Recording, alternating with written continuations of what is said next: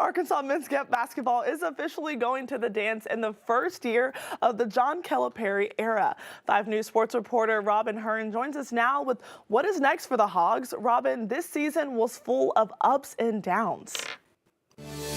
Yeah, that's right, Rachel. Arkansas is one of 14 SEC teams that will be competing later on this week. And when you look back at the 2025 and how it started for Arkansas, you would have been easy to kind of just write this team off. But Coach Cal said it best. They put them in the coffin, but they didn't put in the nail. So here's what the first round is going to look like for Arkansas. They're a 10 seed in the West region, and they'll be facing the 7 seed Kansas Jayhawks in Providence, Rhode Island. If the Hogs win that one, they'll face the winner out of the 2 seeds St. John's and the 15 seed Omaha. And the winner out of that matchup will then go on to play the Sweet 16 out in San Francisco. But when it comes to getting his team ready, especially some of these younger players for round 1, that's all Coach Cal is wanting his team to focus on. Stay in the moment. Stay in your little pod. Don't watch other games. They mean nothing. You worry about who you're playing, and all of a sudden you go, huh, they lost. So you might as well not worry. Just stay in the moment. Arkansas and Kansas tip off Thursday evening in Providence. And coming up in sports, we'll talk a little bit more about the Jayhawks and what Bill Self is bringing into round 1. Rachel? All right, thanks, Robin. You can follow the Razorbacks March Madness journey and enter our Bracket Madness contest with the free 5 News app.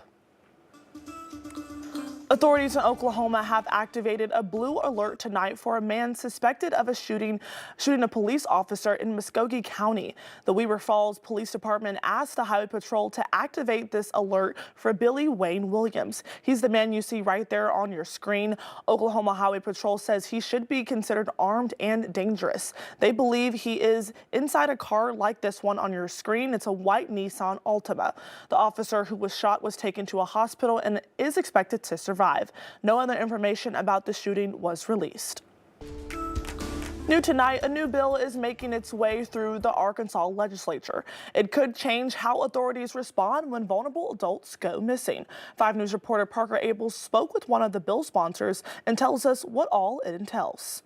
You may have heard of an Amber Alert or a Silver Alert, but this new system would be called a Purple Alert. The proposed legislation aims to create a statewide alert system for missing adults with cognitive disabilities, mental illness, or other impairments that put them at risk. The bill is sponsored by Senator Breanne Davis and Representative Deanne Vaught. She explains how she became a part of this bill. She contacted me and asked me would I be interested in helping her out with the piece of legislation. After reading it, I was so excited because, of course, I want all children in the state of Arkansas, no matter how old you are, intellectually or birth age, to be protected in our state.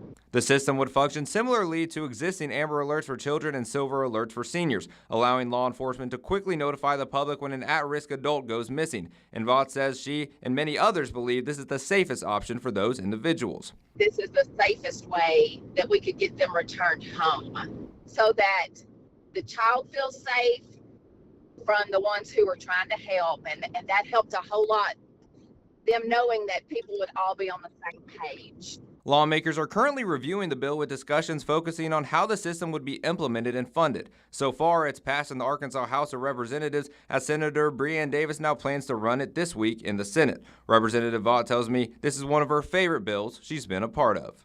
This is a protection bill to me as much as it is a rescue piece of legislation.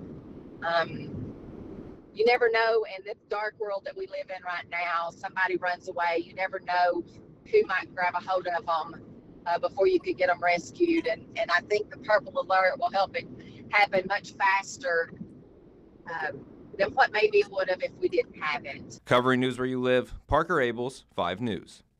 The bill passed unanimously in the House and will go before the Senate's Public Health, Welfare, and Labor Committee tomorrow.